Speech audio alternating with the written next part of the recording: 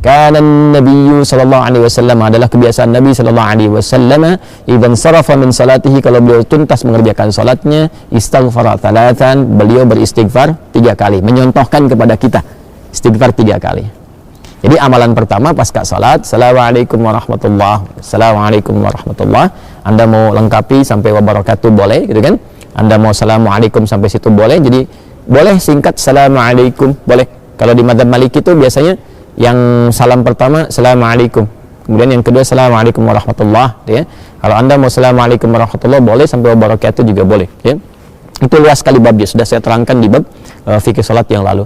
Lalu setelah itu apa amalannya? Sejenak, ya, kemudian langsung kita beristighfar kepada Allah 3 kali, ya, 3 kali. Yang paling singkat, yang paling pendek tadi dikonfirmasi di syarah, gitu kan, bagaimana bacaannya? Maka Nabi pernah menyontohkan yang paling singkatnya astagfirullah, astagfirullah, astagfirullah. Itu yang paling singkatnya. Jadi kalau kita selesai salat, ya kan, dah salam, kemudian kita istighfar astagfirullah, astagfirullah, astagfirullah. Kalau kita mau misalnya lengkapi juga, ya, dengan mau panjangkan misalnya boleh astagfirullahaladzim, astagfirullahaladzim, astagfirullahaladzim. Nanti ada terusannya tuh, alladzi la ilaha illa huwal hayyul qayyum wa atubu ilaih. Boleh, ya.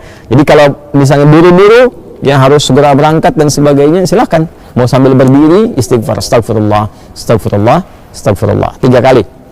Ya. Baik, ini menarik. Kenapa istighfar? Kenapa bukan langsung tasbih, subhanallah, ya kan? Tahmid, alhamdulillah, Allahu akbar. Kenapa istighfar dimulai? Masih ingat teman-teman? Ya, kalau kita sambungkan ke awal tadi, idealnya dan seharusnya saat sholat itu kan terhubung dengan Allah, kan? Saat sholat itu harusnya khusyuk, kan? Terhubung dengan Allah, nyambung kita. Tapi ada bagian-bagian dalam sholat yang kadang-kadang nggak terhubung dengan Allah. Bahkan dimulai dari takbir pun kadang-kadang sedang nggak nyambung, ya, tahu-tahu udah waladolin gitu kan. Padahal tadi baru takbir tuh, ya, tahu-tahu baru sadar udah waladolin kan, amin tuh, ya. Nah, itu sesuatu yang kurang dan akan dilengkapi. Maka ketika akan melengkapi, adab pertama kita minta ampun dulu sama Allah. Seakan-akan kita mengatakan begini, ya Allah, ampuni hamba yang seharusnya tadi dalam sholat, ya, hamba bisa maksimal terhubung denganmu, tapi ada bagian-bagian tertentu yang kurang maksimal. Maka sebagai adab kita istighfar, astagfirullah, ya Allah saya minta ampun, ya Allah saya minta ampun. Ini kaitan dengan sholatnya, ya, ini kaitan dengan sholatnya. Ini bagian yang pertama. Baik, yang kedua ada kaitan juga nanti dengan pembuka kedoa, karena doa ini doa yang terbaik itu salah satunya adalah doa yang dimulai dengan istighfar. Doa yang dimulai dengan istighfar, karena doa itu spiritnya begini, doa itu kan permohonan yang paling suci, bersih. Nah, akan sampainya kepada Allah yang maha suci. Sedangkan sifat Allah dalam menerima doa disebutkan oleh Nabi, innallaha thayyibun la yaqbalu illa thayyiba. Allah itu maha baik, maha suci, tidak menerima kecuali yang baik-baik saja. Ya, maka permohonan yang baik itu akan sampai kepada Allah yang maha baik jika hatinya baik dan jika dirinya baik. Makanya ada orang-orang yang ketika bermohon kepada Allah, dicontohkan oleh Nabi, dulu ada orang-orang, Nabi, saya katakan langsung hadis Nabi saja, ya. Qala Rasulullah sallallahu alaihi wasallam bima ma'na atau kama qala Rasulullah sallallahu alaihi wasallam, thumma dzakara ar-rajula ash'atha aghdara yutilu as-safara, ya kan? Yamuddu yadayhi ila as-sama'i fayaqulu ya Rabb, ya Rabb. Faqala Rasulullah sallallahu alaihi wasallam, anna yustajabu lidzalika famat'amuhu haramun wa mashrabu haramun wa ghudhiya biharamun fa anna yustajabu lidzalik. Nabi mengisahkan seorang lelaki yang menempuh perjalanan panjang yang diniatkan untuk menaati Allah, itu berpotensi mengabulkan doa. Makanya kalau sedang safar banyak berdoa. Safar ke yang baik-baik, ya, bukan safar ke tempat-tempat gak jelas, itu kan. Kemudian setelah itu sampai di situ dia mengangkat tangannya. Orang yang mengangkat tangan untuk berdoa, kata Nabi, innallaha hayyun karibun. Sungguh Allah itu sangat maha mulia dan sangat maha memahami, ya, keadaan hambanya. Ya, maka ketika hambanya mengangkat tangannya, sulit, ya, untuk tidak terkabul doanya. Cepat bagi Allah mengabulkan doa. Demikian terjemah bebasnya kurang lebih seperti itu.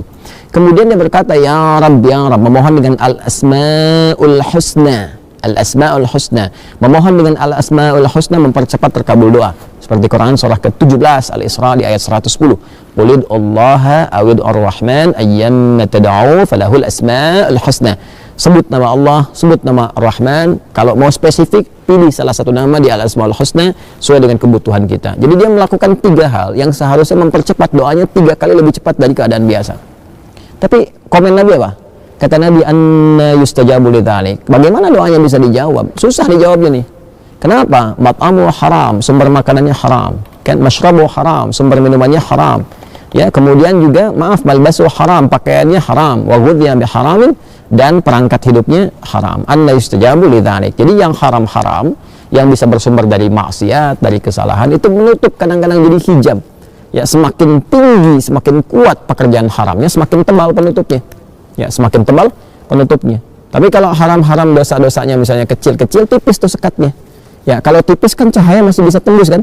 Tapi kalau tebal kan mantul. Itu ilustrasinya begitu. Ya, sedangkan Allah kan pemberi cahaya, nurun ala nur. Ya, cahaya nggak bisa nyampe tuh kalau Allah berikan, nggak bisa tembus ke kitanya karena hatinya bermaksiat.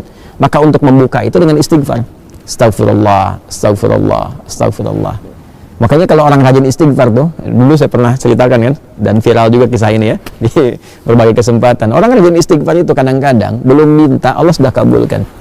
Saya tidak harus mengulang tentang kisah tukang roti ya dan sebagainya gitu. Tapi itu indah sekali, latihan deh, latihan. Sampai istighfar itu di kebiasaan, bukan hanya pasca salat. Ya, di jalan bisa istighfar, duduk di mobil bisa istighfar. Ya, kemudian kita kadang merenung bisa istighfar. Itu kalau sudah menyatu dengan kepribadian kita, masya Allah, enak itu, enak, tenang, nyaman. Latihannya salat. Jadi istighfar memberikan fungsi sebagai adab permohonan ampunan kepada Allah karena mungkin tadi tidak sempurna dalam salat, ya kan? Lalu dengan kasih Allah itu diberikan pemaafan dan disempurnakan. Lalu yang kedua, pembuka untuk menyampaikan permohonan dalam doa kepada Allah yang barangkali karena kondisi tidak terkoneksi tadi, ya belum mampu, ya kita menyampaikannya sehingga tidak terjawab dengan maksimal, ya kan?